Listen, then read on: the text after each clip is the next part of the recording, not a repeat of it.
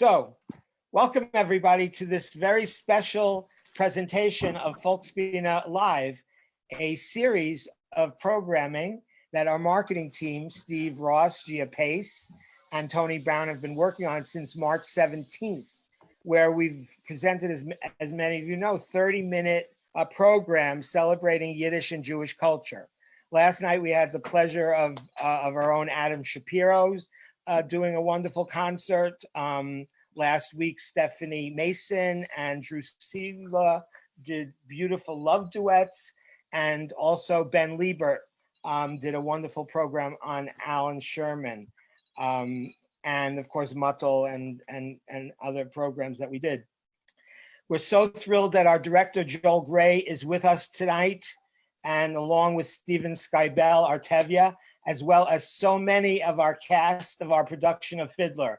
Adam Shapiro, Ron Tal, Stash Kamietch, Jody Snyder, Rosie Joe Nettie, Bruce Sabbath, Stephanie Lynn Mason, Drew Siegler, Bobby Underwood, Nick Rayner, Joanne Bortz, Moretta Munter, Moshe Lobel, Rachel Seidel, Rachel Zatkoff, Kayleen Seidel, Ben Liebert, Jennifer Babiak, Lisa Fishman, Michael Yashinsky, Cameron Johnson, James Monroe Stefko, Lauren Thomas, and Lydia Gladstone. Did I miss anybody? No. Good. For those who are tuning in and aren't as familiar with our production of Fiddler,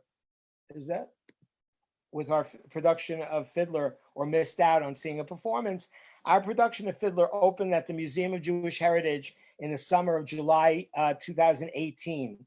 And while it was scheduled to run for 6 weeks after nightly standing room only audiences with standing ovations, we transferred our production to stage 42 on 42nd Street, where we opened in February 2019 and closed on January 4th, 2020. A tour of 3 cities in China was planned for February, but was canceled, of course. A production in Sydney with a local cast is scheduled to open in September 20th, and a national tour was set to begin in Los Angeles, and we still have hopes that will happen. It's important to acknowledge that the move uptown and this whole, all the tours being planned would not have happened had it not been for the leadership and generosity and foresightness and risk-taking of Hal Luftig and Jana Robbins, with a team of producers who allowed us to open in February, all under Roy Gabay's supervision.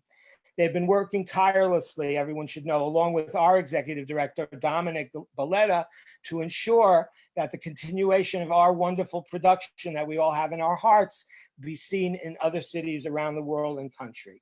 Another few words of introduction, and then we'll get on with the questions and let everybody speak. A few days ago, 60 of us, cast, crew, orchestra, producers, got on a Zoom call, and the first 5 minutes was just all of us so excited to see everybody that we couldn't hear anything. So, of course, it was our incredible Kat West, our wonderful production stage manager, who suggested that we go around the Zoom room, i.e. the screens, and let everyone check in for about 30 seconds to a minute, saying how everybody is. So tonight, we basically have an hour to spend with each other, and that's what we're going to try to do. But thanks to Muttel Didner, he came up with questions for everybody. And while I know we could hang out and listen to each other speak for hours, not having been together for such a long time, for the purpose of this venture into Zoom land with an audience watching and listening, we're going to ask everybody to limit responses to about a minute, if you can. There will be 2 exceptions to this, of course, whom each of us will, a decision we made at the NYTF, but I think everyone on the call will understand. First, of course, our director, Joel, who's here, whom each of us will agree was the heart and soul behind our production of this classic work.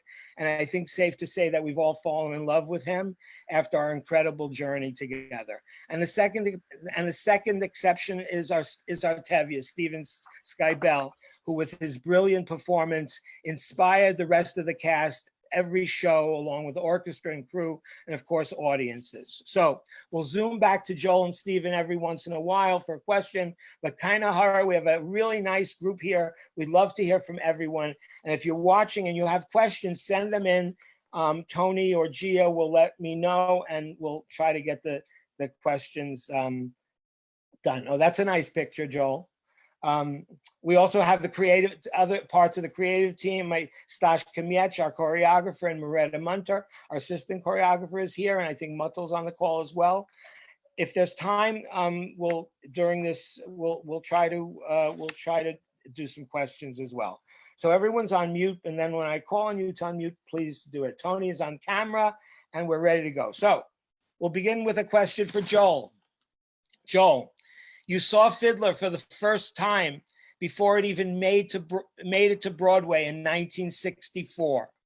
Tell us about your long love affair with Fiddler before our production in 2018. Well, it spoke to me in the most powerful way, because I think nothing had ever been on Broadway, certainly, about Yiddishkeit. And even though it was in English, it was about us. And it talked about us in the most respectful, joyous, and touching way about our plight in Anatevka and where we came from. And I think that it resonated with everyone. But it was a very different show. It was much more of a Broadway show then. And we decided to make it more Chekhovian, about a family and about the people around the family and how everybody felt and how much they loved each other. And we had no idea whether anybody was going to come or like it, but we liked it. And I think Joel, I want to hear about that, but tell us a little bit about I think how Prince invited you to Detroit, was it? Or what was it? Washington. To Washington. So what do you remember of that production? I just remember that it was, a tour de force, certainly for Zero Mostel, who had a certain star quality and, special uniqueness that made everything seem funnier and maybe more enjoyable and more like a musical. And Jerome Robbins had just the opposite. He went to the most dark and deep and spiritual aspect. So the combination of those two things made it a big Broadway hit, which, was really wonderful. However, we had to tell the story in a very different way. I subsequently saw almost every production ever. Yeah. And I love Shalom Aleichem and the story of the milkman, Tevye. And we were lucky enough to find what many people besides me say is the greatest Tevye ever. My friend, Stephen. So thank you, Joel. It's a great segue actually, because I want to speak to Stephen, and we'll hear more, of course, from Joel. So Stephen, I don't have time to tell everybody about when you came into audition, what our reaction was, but you've had a lifelong relationship with Tevye. Can you tell us a little bit about that history? Sure. Hello, everyone. It's very emotional being here. It's kind of crazy, but I come from Lubbock, Texas, which I like to compare. There were 100 Jewish families when I was growing up. It felt like a little shtetl, and there was a theater there, a community theater, the Lubbock Theater Center. And right after the movie came out in '72, which my synagogue had rented out the Winchester Theater to go to the premiere of Fiddler on the Roof, and there was an intermission, as you may remember, and we had all sorts of Jewish delicacies in the lobby, chopped liver and kreplach and all sorts of wonderful things. But soon after that, the movie came out, Lubbock Theater Center wanted to do Fiddler on the Roof, you know, in a small West Texas town, and I was cast as one of the chuppah boys, and that was the first time I was in Fiddler on the Roof. And just sat in the wings listening to everything every night. Far from the Home I Love, I always listened to that song in the wings. Then I went to Interlochen National Music Camp, and I played Tevye for the first time when I was 17, and then played him again at Yale undergrad when I was 21, and I spent the rest of my life trying to find a production for more age appropriate for myself, and came close to it when I played Laser Wolf in the most recent Broadway revival. But then finally it was brought to my attention that the Folksbiene National Yiddish Theater was going to be doing Fiddler on the Roof in Yiddish. And so I don't usually pursue roles. I've been the kind of actor to let things come my way, but it was something I really wanted to try and do. So I made a call to my agent and said, can I please be seen for that?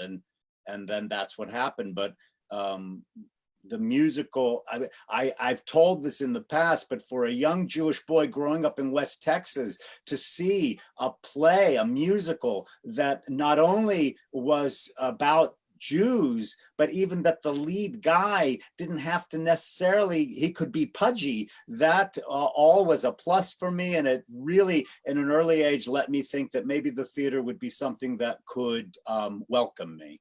And so that is how that's how Fiddler has... Welcome and bienvenue. There he is. There he is. Welcome. So I'm gonna go to Stash Kamiech. Stash, you came to this project, you know, on the recommendation of the Jerome Robbins Foundation, and as the heir apparent to the Robbins choreography. Tell us how you came by that very distinguished place in the history of this production. Wow. Okay, well, I was brought into this Yiddish Fiddler as being the link to the original creator, Jerome Robbins. So I learned the staging from my mentor, the keeper of the Fiddler Flame, Sammy Dallas Bays, and he was in the original 1964 Broadway production, and he was also the dance captain. Subsequently, I performed 1,682 performances of Fiddler under his direction, predominantly with Theodor Bickel's Tevye. And then during my first production, I was fortunate to meet and work with Jerome Robbins himself. So that gave me that connection. Later, I assisted Sammy, and then I was directing productions around the world. And now for this Yiddish production, I was able to create new work, but with my deep respect to Robbins. You know, I was keeping one foot in tradition and one foot in concept, and the concept of Joel Grey that you heard earlier. Joel was the cerebral while I was the physical, and it was a perfect match. As a folk ethnographer, I was able to be faithful to the intent of Robbins while infusing new choreography and production staging in the style of the original. So it's not an exact replica of Jerome Robbins, but it's definitely with his intent. You know, my goal was authenticity, and that came down the line from everything that Joel brought in his concept. It was the authenticity of the shtetl culture in gesture, in mannerism, in customs, in movement, and then adding nuance, dynamics, and a heart and soul. So Fiddler is not a museum piece, and with this cast, I was able to rediscover it in Yiddish. And you did beautifully. Lauren, Jean Thomas, our fiddler. So playing the violin for the title track in Fiddler is demanding enough. How did you do it performing the choreography, which had you climbing on table chairs and sometimes chairs on top of more chairs on top of tables? Yeah, that was scary. I have every night I felt the real what Tevye talks about tradition every night. I sure felt that. It never was an easy climb up on the roof, but I loved the opportunity to get to do it, even though it was scary. And I remember when Itzhak Perlman came to see it, he was incredibly wowed by the fact of what you were doing. Yes. Oh gosh. Yeah, that was my birthday last year that he came to see our show. That was unreal. He was telling me a story about a violinist at Juilliard, or a teacher he had that used to make them stand on chairs to play. So I think he was relating that to his experience, but that was surreal. Could I say something? Please. Zalmen? Yes, of course.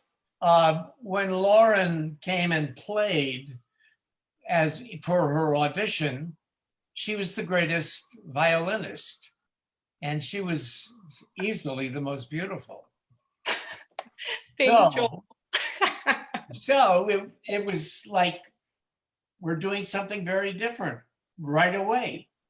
We didn't have in our mind that the fiddler was going to be a woman. It was just about, when you came and played, it was very much clear to us. So it's definitely a role I never thought I'd get to play. So really, no way, yeah. So I was so excited that you guys not only cast me as a woman, but let me be a woman in the show and didn't try to make me look like a man. And you kind of allowed that relationship of a female fiddler with Tevye to form organically for us to figure out how that kind of changes the dynamic. And I think we made history in that respect by, giving that chance to a woman, as we should be doing all the time. I agree. Thank you, Lauren. I'm going to go to Bruce. Bruce Sabbath, who was our Laser Wolf and also covered Tevye. Bruce, off stage, the Fiddler Company formed a very tight-knit family, as is apparent from, how we're all, so excited to see each other. Can you tell us a little bit about the off-stage life of our company? Sure. I mean, it definitely was a group that had a lot of cohesiveness right from the very beginning. And I think it was because, it started out as summer camp. We were going to be together for 6 weeks. It was just a fun, short opportunity. We were together downtown at the museum, and we would eat lunch outside on the picnic tables, and we got to be very, close and spent a lot of time doing things together. We even had, we would spend time together even when we didn't have to be together. We had a number of off-site activities, including a couple of pool parties up here in the suburbs where I live. We had a very active bowling team in the Broadway Bowling League. And, there were a lot of events that we shared together, being part of a mishpacha for a year and a half. We celebrated all of our birthdays, many of them twice. We got to celebrate an engagement. There were so many things that happened. And I think just being together and having formed as a family the way that we did down at the Folksbiene downtown, that affected the way that we continue to exist as a family throughout the run of the show. And there's a warmth and a heart and a spirit that we continue to share even months after we've closed. Thank you. Thanks, Bruce.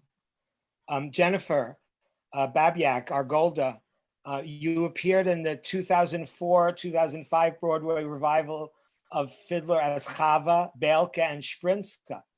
what is it like going from the daughter to the mama?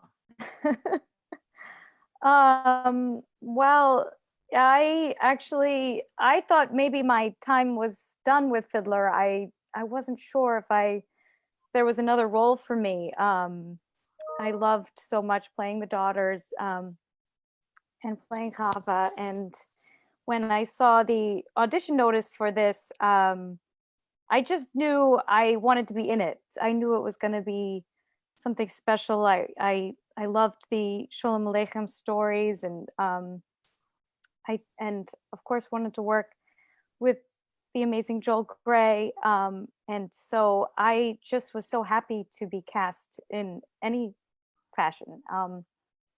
But going to playing Golda, it was really amazing approaching it in this new way, and sort of finding my own fitting with her, especially just never thinking I would play the role. I was so excited, and just really dove in, and trusted everyone, and was led so wisely by everybody. So it was really, really great. What about your costume? Wait a minute. Not to mention in a new language. That's I want to point that out to our viewers and listeners. This was a company, the majority of which learned Yiddish in our rehearsal process, and it was incredible. Adam Shapiro, our rabbi, who also covered Laser and Tevye, you've created a series of videos called One Man Broadway, including one where you perform all the roles in Fiddler's The Dream. I think they're available on your website. I'm giving you a plug. Because thank you. Yes, they're all on YouTube. Your Passover one, Defying Slavery, is incredible. So anyway, tell us a little bit about it. How do you do it? How do I do the videos? Yeah. Tell us. Oh goodness, I set up a green screen on my living room wall, and I record all of the vocal parts first, and then I put all the costumes together and lip sync everything and stick it all together in Final Cut Pro. I did the Dream was the one that I did right before we opened at the museum, because I knew I wasn't going to have much time once we finally opened. Is the Dream still available? Absolutely, they're all available on YouTube.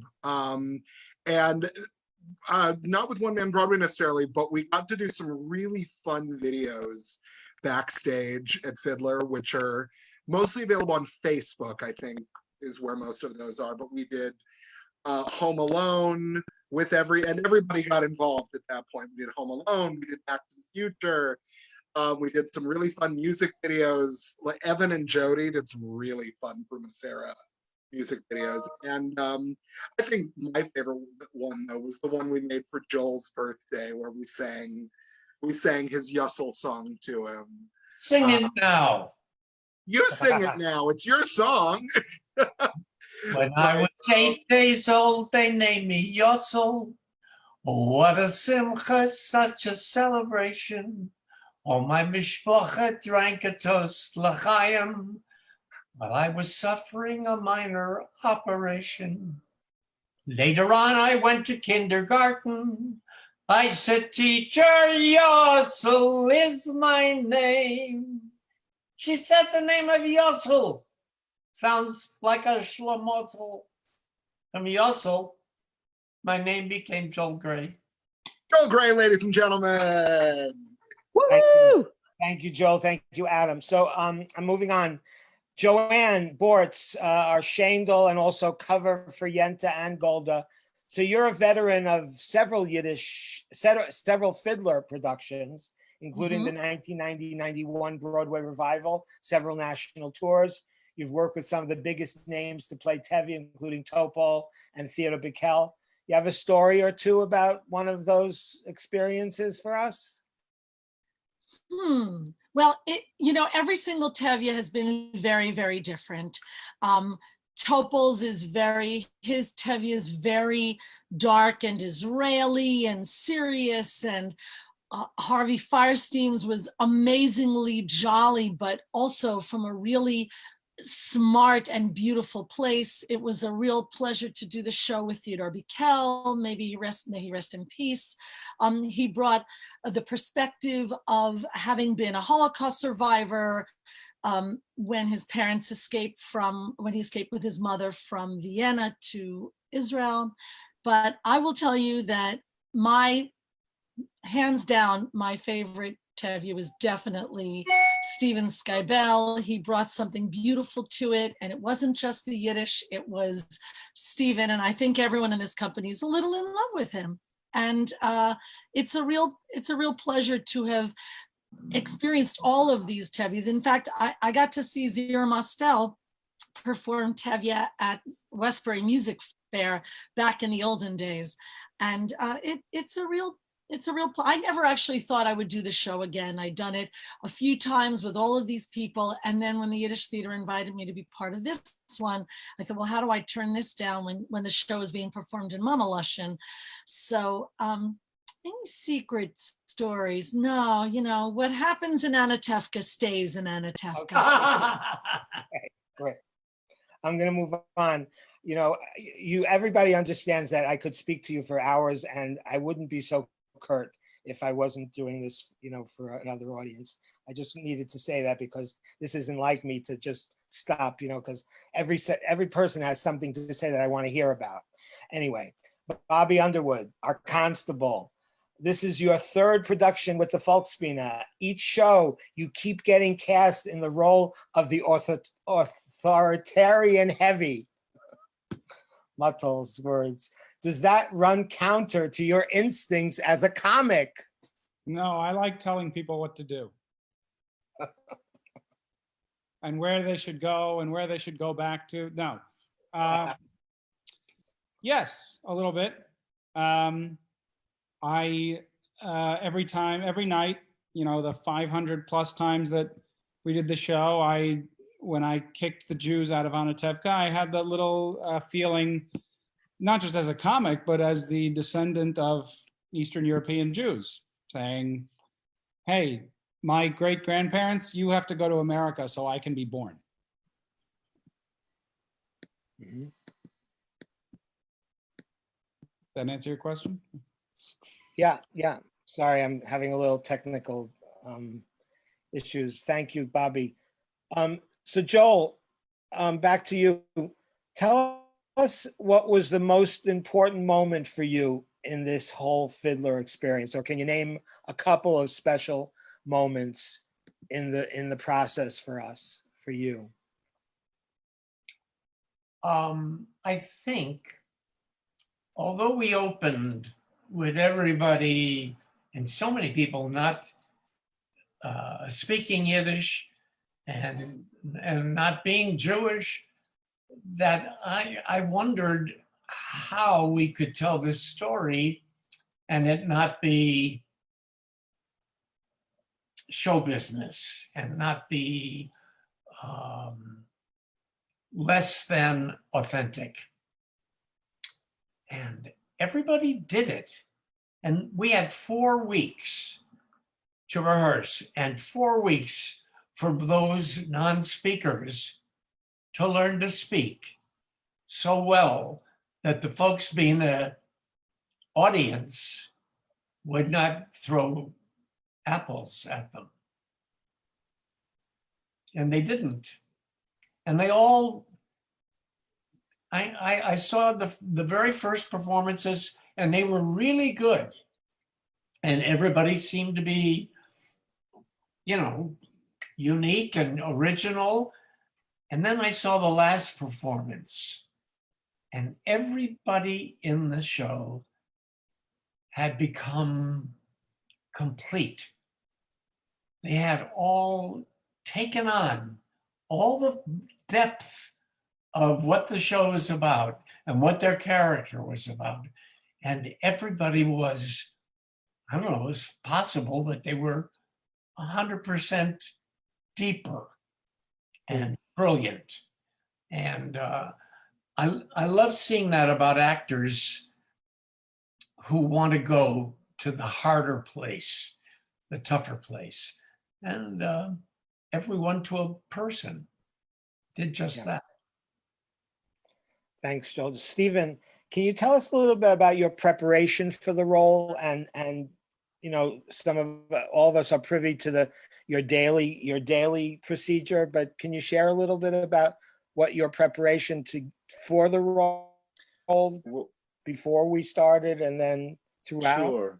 Sure. I mean, obviously the biggest challenge was the Yiddish component, and thankfully it's a 3-hour musical, which is unheard of today, and because it's Fiddler on the Roof, people seem to allow that to continue. But the Yiddish component was obviously the most challenging component, and we had basically 3. Zalmen, you were a Yiddish coach, Mottel Didner was our Yiddish coach, and Sabina Bruckner was our Yiddish coach. And so while we would be learning choreography and singing and going to the scene work, we would also have coaching sessions. And so it really was the most challenging thing I've ever done, is to try and learn this role in Yiddish. And I really don't know if I could have done it if I hadn't been so familiar with Fiddler on the Roof previously.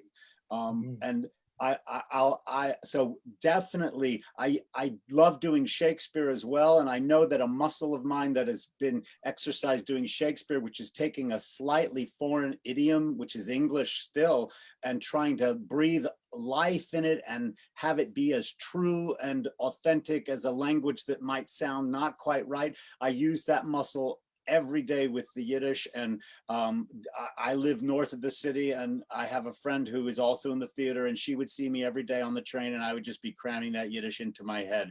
And I'm here to tell you that on the first day of previews downtown, there's a picture of me at home in my bathrobe, probably around 12:30 in the afternoon. And the last few scenes where Tevye doesn't even speak that much were not sticking in my head. And so I was very frightened about that. And as Joel says, no one threw apples, but we were told by all the people who had previously performed with the Folksbiene that the audience, the Yiddish speaking audience, would have no qualms about correcting our Yiddish from their seats. And so that was definitely something I didn't want to have happen. And thankfully it didn't happen. But so the Yiddish was Mount Everest. In terms of Tevye and the way Joel beautifully led us all through this production, there was something so beautiful about having the opportunity to have thought about Tevye my entire life since I was 11 years old. And there were definitely aspects of that character that had been rumbling around in me that had finally found an outlet in this Yiddish version.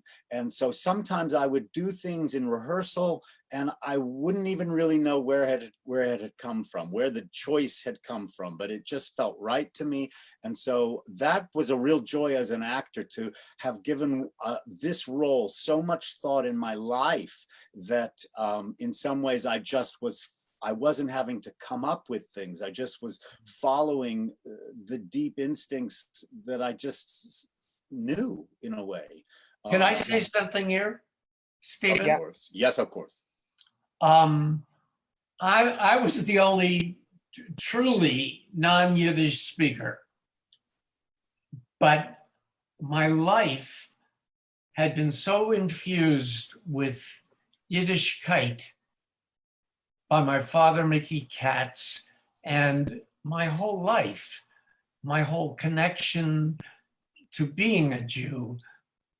Somehow, when Zalman called me, he said, "I'm doing Fiddler on the Roof in Yiddish. Would you like to direct it?" I said, "I don't speak Yiddish." I didn't. What am I gonna do? And I thought about it overnight, and without knowing the language, I felt so connected to the material that I got it. I understood it. And I was able to talk to the actors, and they all flew with their characters. I'm going to move on. Stephen, we're going to come back to the second part of my question a little bit later about the preparation, because I think it's fascinating, for the non-theatrical people listening. I'm going to Rosie Jonetti, Archava. Fiddler was your New York debut. what was going through your mind when you got that phone call welcoming you to the company? I wish I could say that it was like big celebration fireworks, but honestly, I was like, it was just a relief. Like, I just felt suddenly I could relax and breathe, and like I wanted it so badly. And I've just always loved this particular piece so much. It was like, I don't know, it like lived here for me. So it felt like there had been years of that like building up, and then I found out I could do it, and it like could all drop, and I could finally like do the thing, you know? Yes, and what a beautiful chava you were for everybody. I'm gonna move on. Cameron Johnson, our Fietka. Yiddish theater audiences first fell in love with you during the 2015-2016 season production of The Golden Bride. What was it about the Yiddish theater that drew you in, or, you know, what's your experience been like with us? That was a kind of a chance casting. I was actually sent, there's a couple of roles that I was up for. The one I got the appointment for was actually for a role that a gentleman who I think is roughly 30 or 35 years older than me was actually cast in. So I walked in the room and you guys were like, what part are you reading for? And luckily there was another part that you kind of liked me for. So I kind of just, I thought it was just a luck. And then yeah, I mean, in that show, I had a lot of speaking to do. So when I got cast in Fiddler and I saw how much I had to do in this script, it actually was a little bit of a relief coming at it from that angle. And I had no envy for Tevye or Golda or Yenta, the big talkers in the show. But I was just thrilled that you guys still had me in your mind after I had tried to perform for you before. Well, you know, your clarion tenor, you know, lived in our minds and hearts and many of our audiences for many, many years. So, Rachel Zatkoff, our Zeitel, you had a very special relationship with Fiddler's original producer, Hal Prince, a blessed memory, who directed Phantom of the Opera, in which you starred as Christine. What was it like for you having Hal attend one of those early performances down at the museum? It was amazing. I fortunately got to work with Hal at Phantom of the Opera a little bit, and also Candide with New York City Opera. And his son, Charlie, had conducted a production of Candide that I did in Alaska just before auditions were happening for Fiddler. And I remember telling Charlie that I was going to be doing this. And I remember Hal and Charlie reaching out that they were coming to see Fiddler downtown. And because of his relationship with the original production and his relationship with Joel, and I just felt so overwhelmed with gratitude that I had even been in the same room with him and Joel. And it was just overwhelming gratitude. It was such a presence and such a gift to have him down at the museum. And I know he loved the show so much. He thought it was amazing, and his whole family loved it. And yeah. Yeah. Well, it was Hal who brought us to Joel, of course, as everybody knows. So Dan Kahn is joining us from Berlin. Are you here, Dan? Yeah. Wow. I don't know how to do it back and forth between gallery view. Anyway, Dan Kahn, you originated the role of Perchik in this production. And like Perchik, you're a champion of social justice. Tell us about your phenomenal career as a Yiddish singer, together with your band, The Painted Bird, and how you spread your social justice message. And so happy to see you. It's nice to see you too, man. It's nice to see everybody here. Yeah, it's Berlin. It's almost midnight here. We're hunkered down in our apartment, you know, like everyone else. And yeah, I work in Yiddish a lot. I'm a songwriter and a singer, and I have different music projects, and I sort of move in the international Yiddish scene. And I also work in the theater a lot here in Germany, and I grew up in the theater. So my whole life has been in music and theater, but it's very little has been in musical theater. And so working at the Folksbiene in America, the Golden Land in 2017, and then in Fiddler was a total gift for me, and it opened up a whole side of performance for me, and it was a wonderful family to be a part of.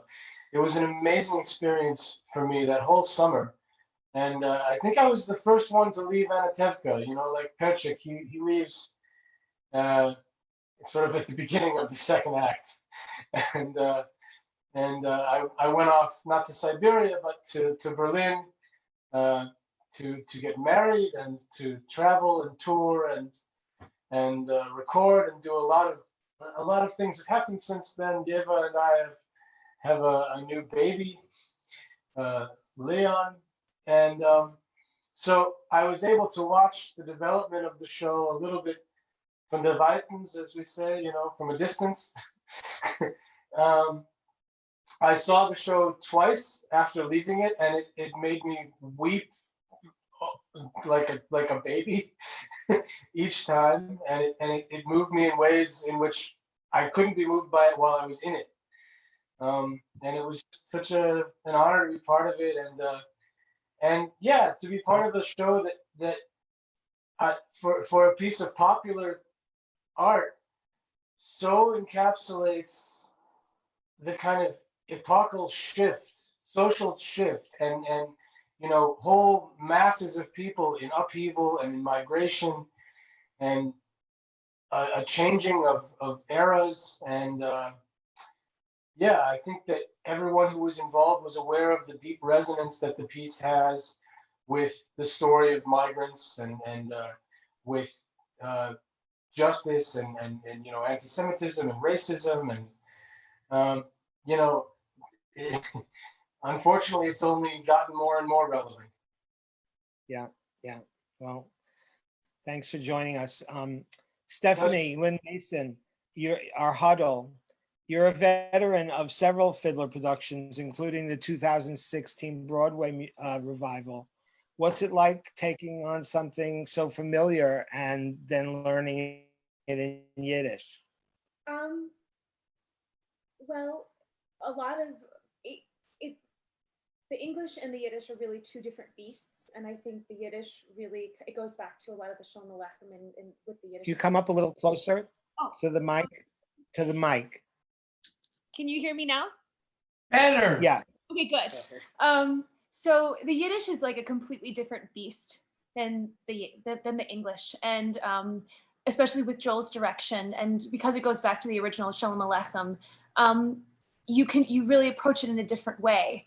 And I remember, especially with where Huddle is concerned, Joel, I remember in those first few rehearsals, you helped me not make her so broody, but like her goal was to help Perchik. So, I mean, with different directors and different casts, productions change and things change. Right. So I'm going to go, of course, to Drew, who played Perchik. On stage, you played Perchik, who becomes engaged to Huddle.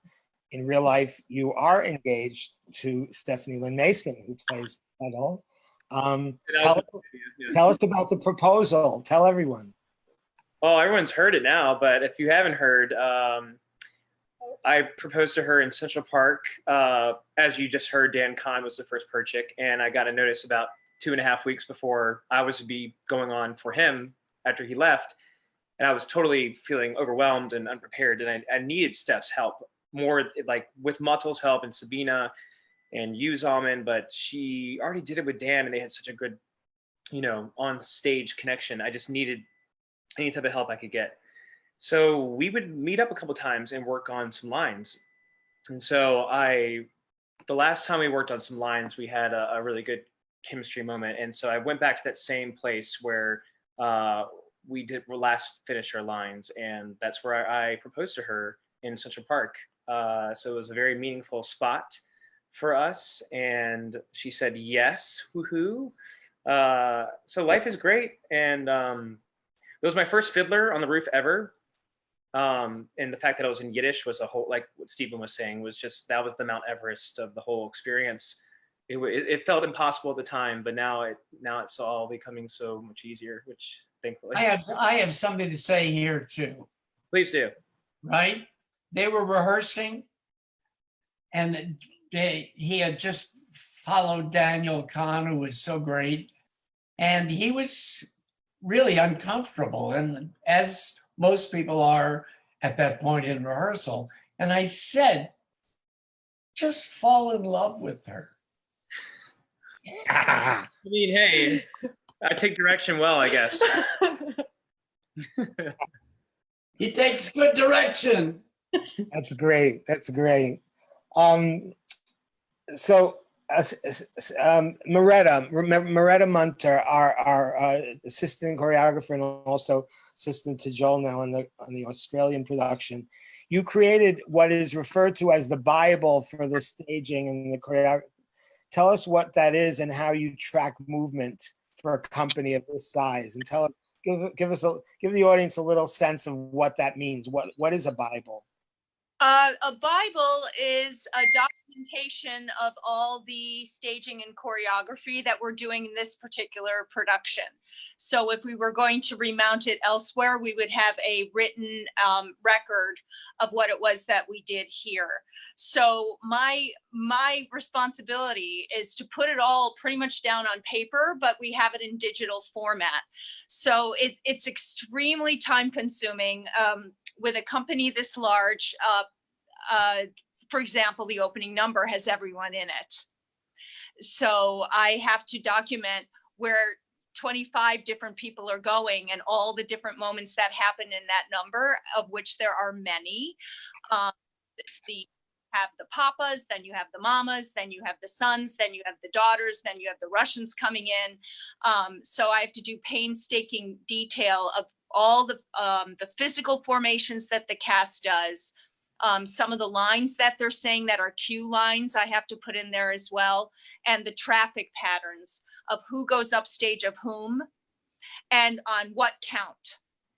So there are a lot of huge numbers in this show. The dream, tradition, to life, the wedding. It takes you weeks to get through one number.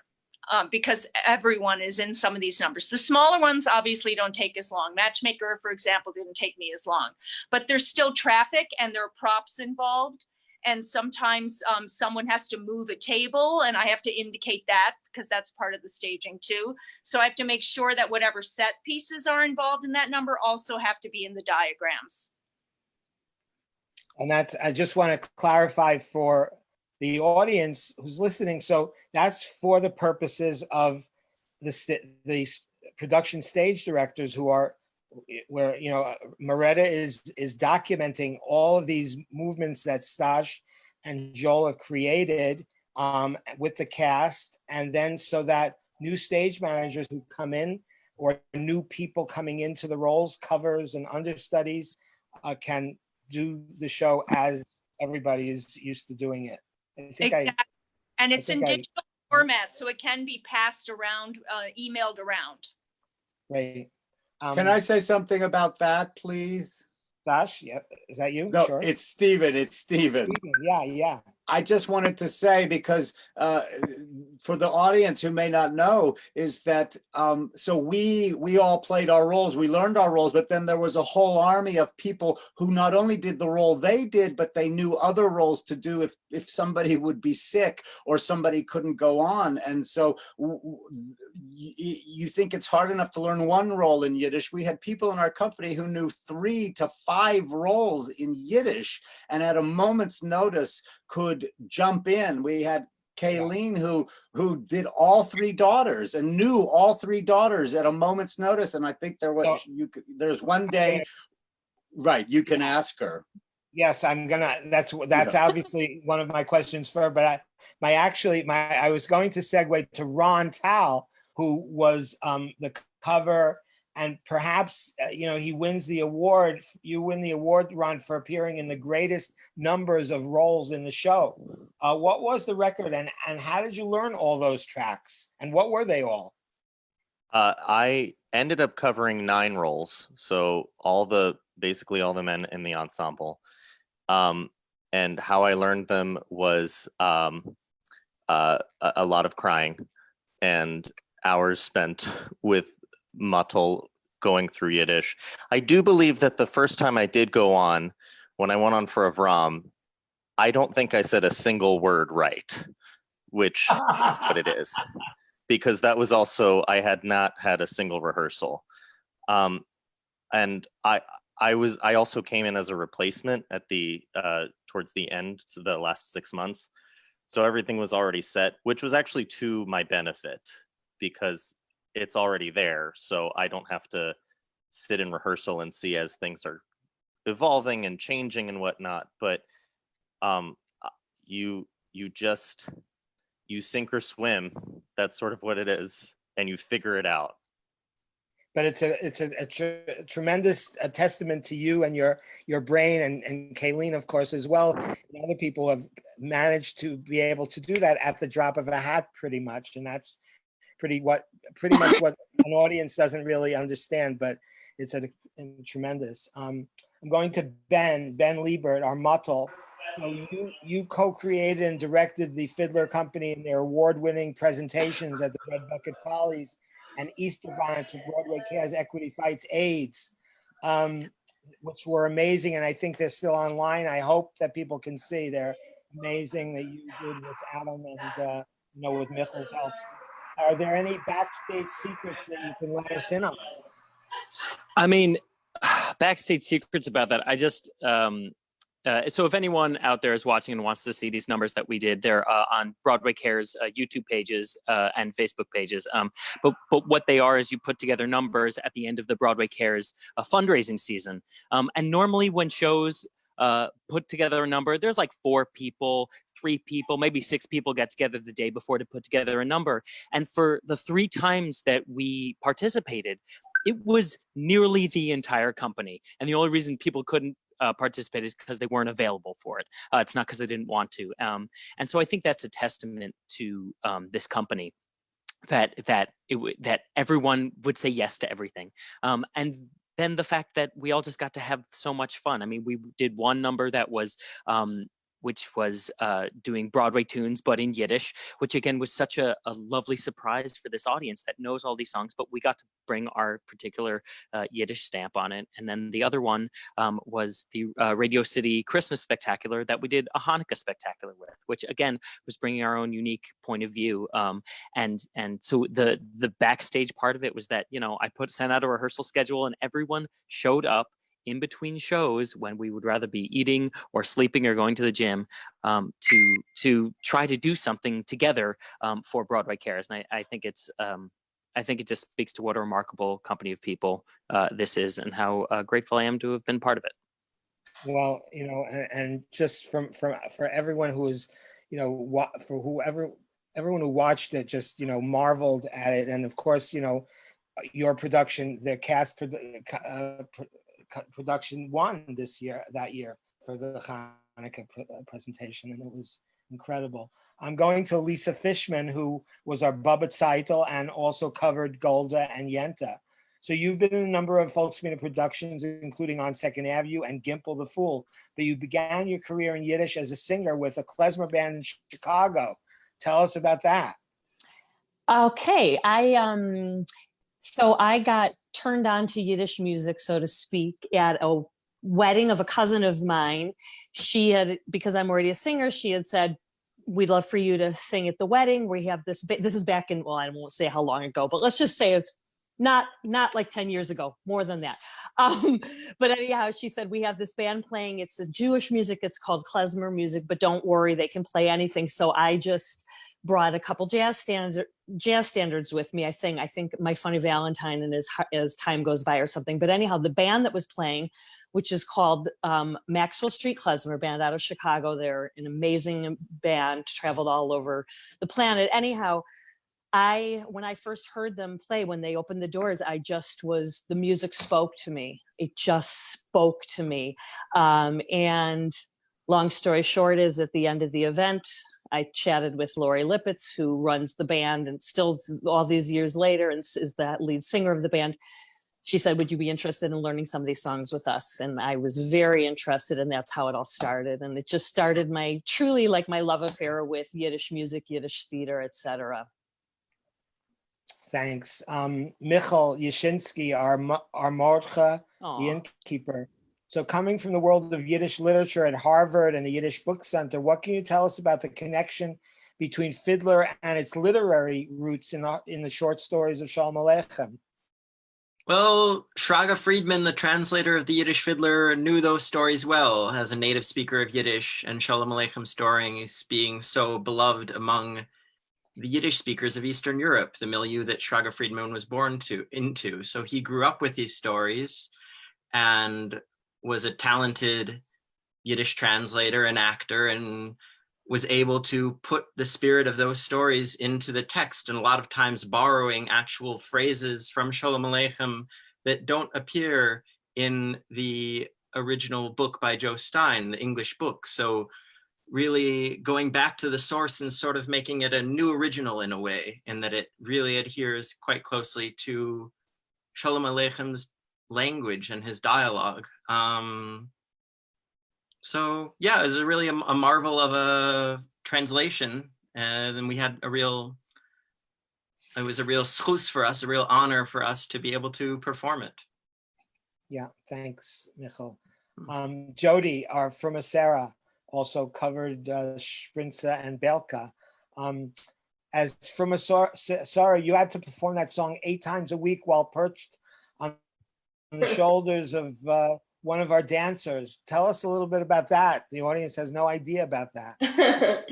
That was always really fun. It's sometimes a little scary, but I always had a great relationship with my dance partner, whoever was underneath me, whether it was Evan, Grant, or John, and they were all really strong and really great in their own ways, and I really trusted them, and we always had fun. And yeah, it was a lot to think about at once, but it was an amazing challenge.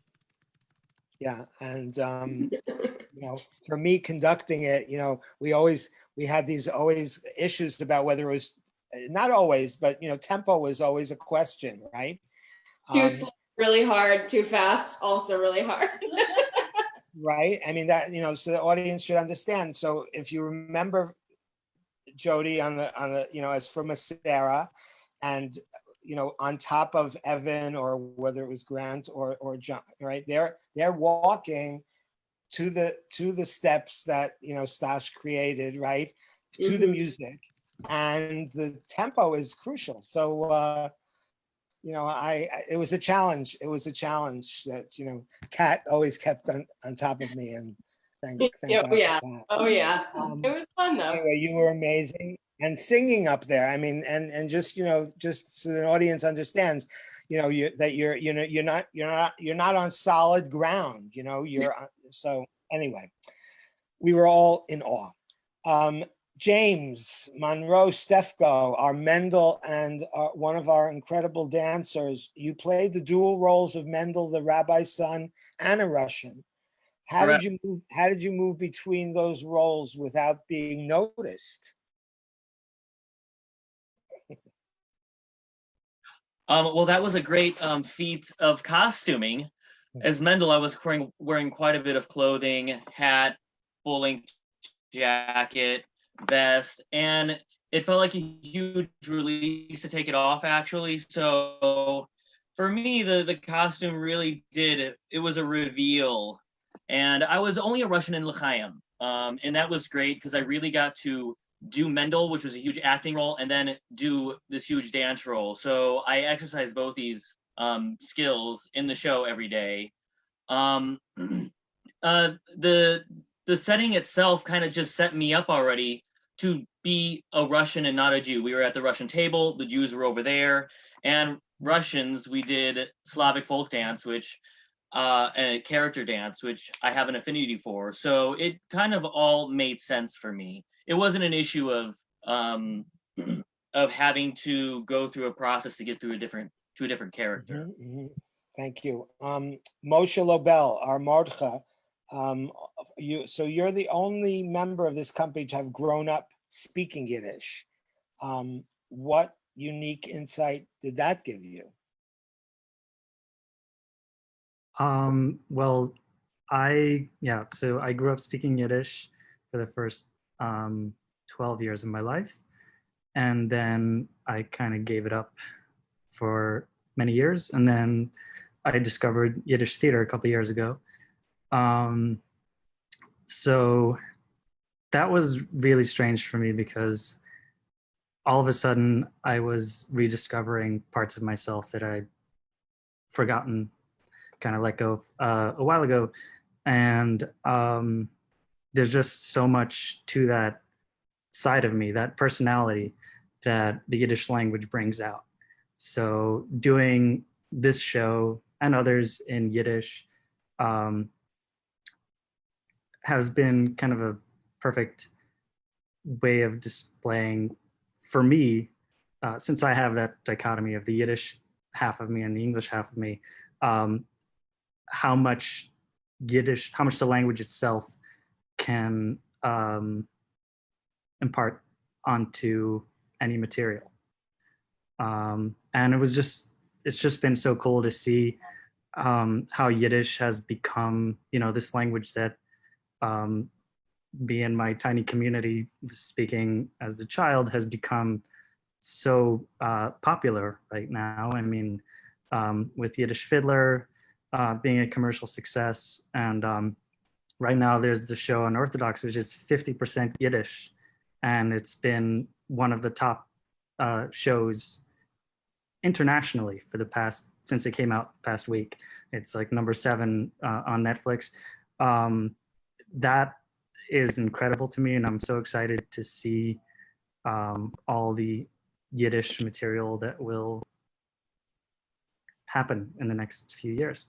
Yes, we were excited to see Dan Kahn. Yeah, Dan was in it, and a couple of other people from the Yiddish theater scene. Rosen from the Yiddish, yeah. Nick Rayner, one of our incredible Russian dancers, and also covered Fietka. Tell us about the famous bottle dance.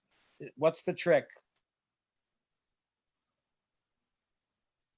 Myself. Well, the trick is that there is no trick. It's just a hat and a bottle. The way that we would kind of come about it is that you really have to create a relationship with your bottle. You have to love your bottle. You have to not fear your bottle because it will smell it.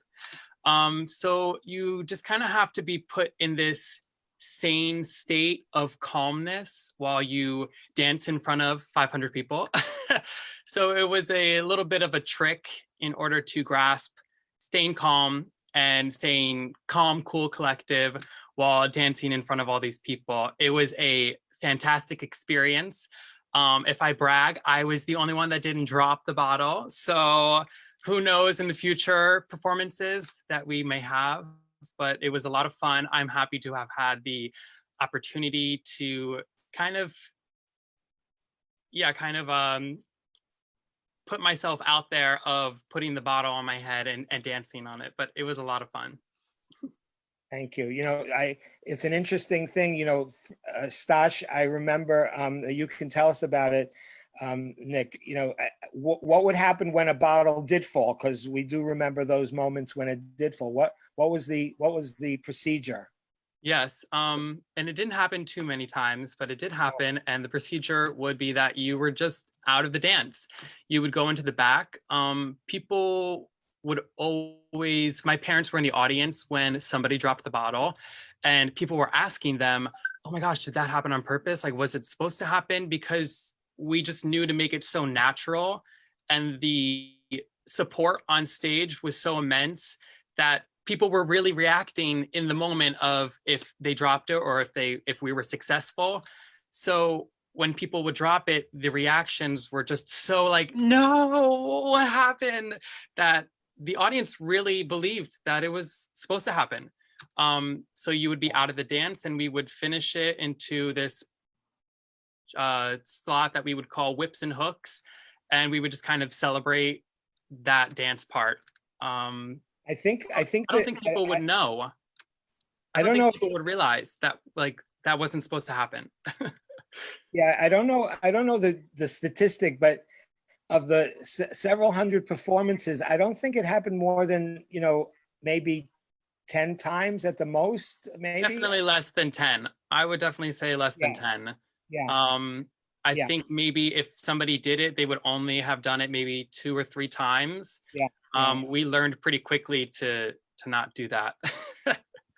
Can I butt in for a second? Yeah, please, James. So everyone always asks about the bottle dance and how hard it was, but no one asks about the back-breaking back bends we do after the bottle dance. True. Which is infinitely hard. I just like to add that. Yeah, the bottle dance was the easiest part of that. Well,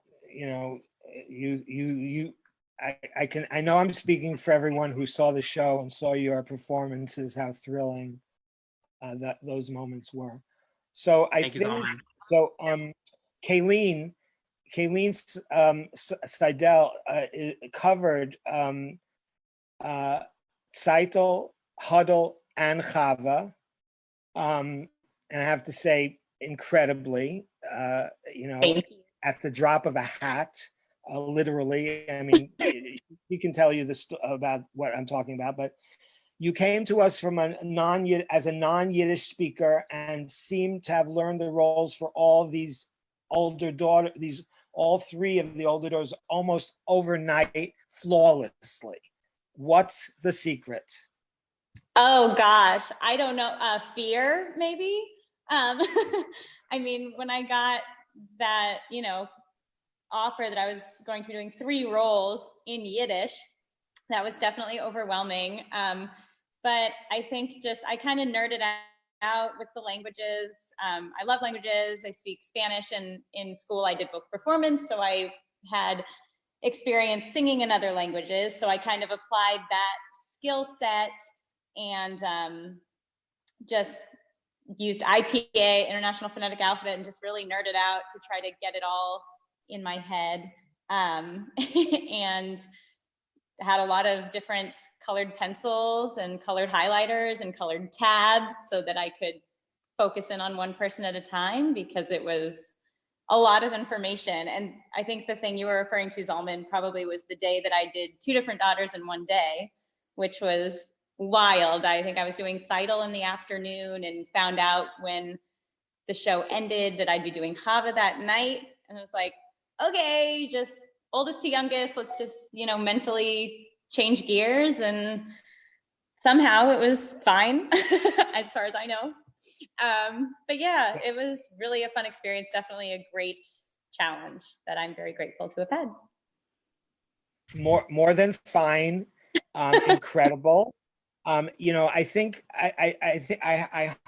the audience has a sense of the incredible modesty, not only of you, but of everybody, of this incredible cast. We're going to wrap things up with, and I want to ask Joel and Stephen to say some things, but Stephen, would you say, just give us a few words, just maybe about your experience, Well, I want to say that it's so great today to be with the majority of our cast after the time that we haven't been together. And I mean, I know Joel hired us and you, Zalmen, hired us, but our casting director, Jamie Beth Margulies, did a great deal in amassing us all together.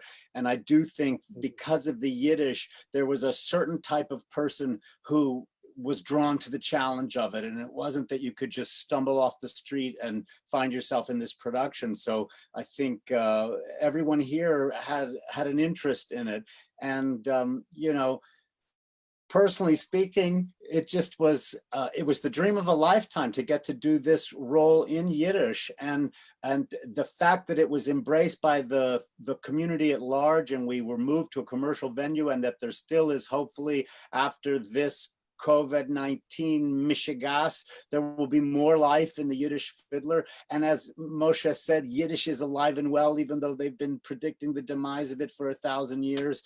I think all of us are proud to have been a little part in the resurrection and the more, the gentrification, the uptown experience of Yiddish on the stage. And I'm just proud beyond belief to have been able to have been a part of it. Thank you, Stephen. Joel, would you like to say something to everybody? Yes, this was one of the most joyous, generous, sweet, and satisfying experiences of my life. I love this company. I love this project. We had a great group of technical people.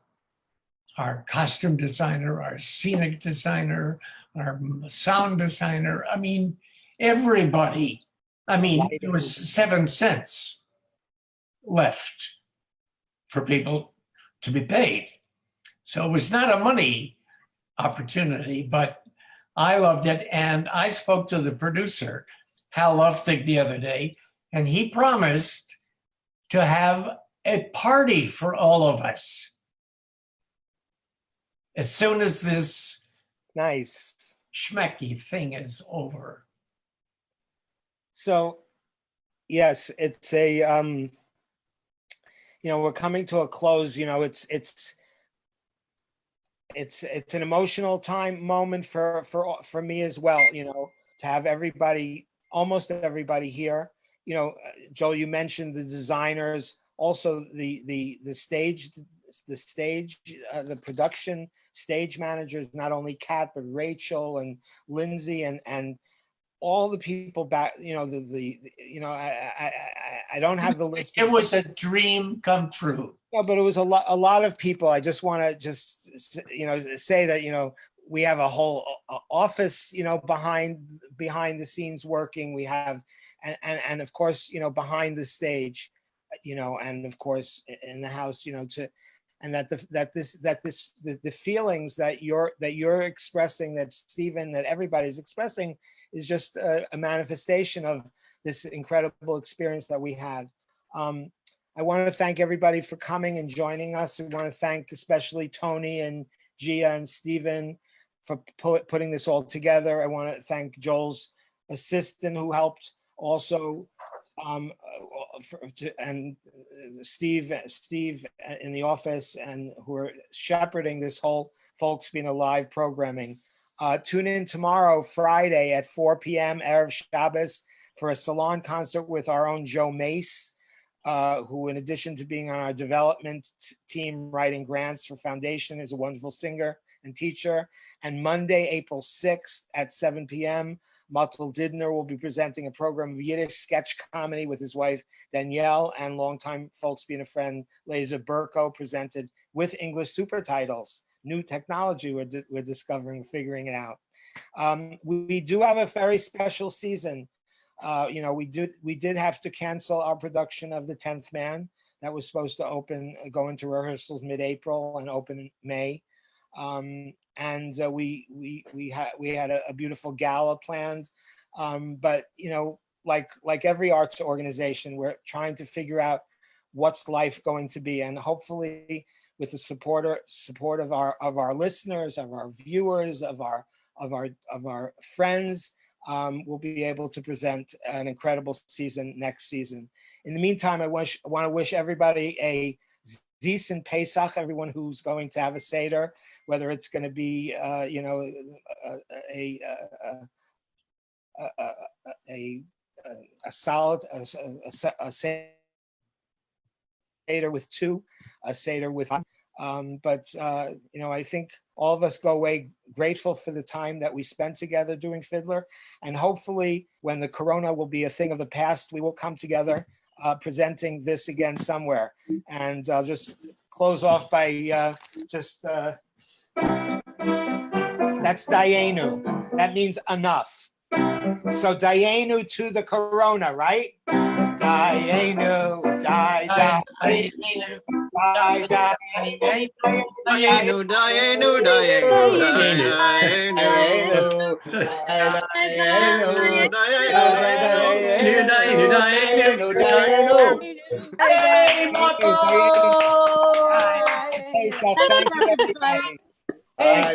Next year, anywhere but in quarantine. Thank you, everybody. Bye, everybody. Great to see you all. Bye. Good to see you all.